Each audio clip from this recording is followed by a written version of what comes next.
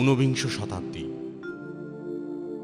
ভারতের একদিকে মুঘল সাম্রাজ্যের অবসান, অন্যদিকে প্রবল পরাক্রমী ব্রিটিশ শক্তির উত্থান। পাশ্চাত্য সভ্যতার আলো এসে আলোকিত করে দিচ্ছে সভ্যতাকে, ধীরে ধীরে উপড়ে ফেলছে পুরনো যা কিছু। আর এই যুগ সন্ধিক্ষণে উত্তরপ্রদেশের বারাবাঙ্কি জেলার দেওয়া শরীফে জন্ম নিলেন হাজি হাফিজ সৈয়দ শাহ ওয়ারিশ আলী, আমাদের ওয়ারিশ বাবা, যাঁর কথা, যাঁর কাজ লক্ষ লক্ষ মানুষকে তাঁর আদর্শে, তাঁর ধর্মবিশ্বাসে আকৃষ্ট করেছিল।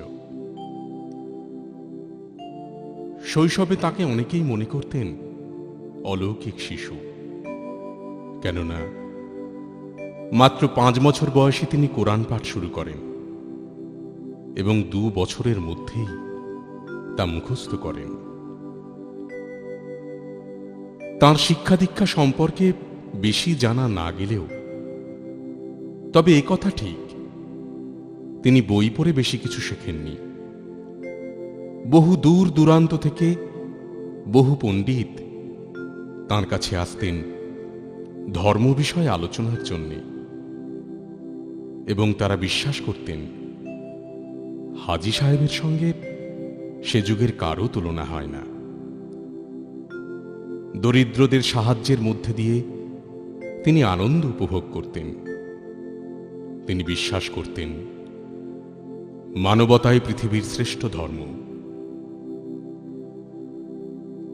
দীর্ঘ 50 বছর তিনি ঘুরে বেরিয়েছেন আরব, সিরিয়া, পারস্য, তুরস্ক, প্যালেস্টাইন, এবং তিনি যেখানেই গেছেন সেখানেই রেখে এসেছেন তাঁর ধর্মবিশ্বাস, তাঁর আদর্শ, রেখে এসেছেন তাঁর অগণিত শিষ্য। তাঁর দীক্ষাদানের মধ্যে কোনো জাতি ধর্ম বিচার ছিল না। তিনি হিন্দু, মুসলমান, খ্রিস্টান, ইহুদি সব জাতির মানুষকে দীক্ষা দিতেন। তিনি মনে করতেন তোমাতে আমাতে কোনো বিভেদ নেই, আমরা সবাই এক। তাঁর দিকে তাকালে মনে হয় শ্রীকৃষ্ণের অবতার বলে, আবার তাঁর জীবনধারা অনুসরণ করলে মনে হয় তিনি ছিলেন যিশুর প্রতিচ্ছবি। তিনি বলতেন স্বর্গীয় প্রেম অর্জন করা যায় না, এটা ঈশ্বরের দান। তিনি বলতেন ঈশ্বরের কাছে অভাবের কথা বলতে নেই, কারণ তিনি সবই জানেন।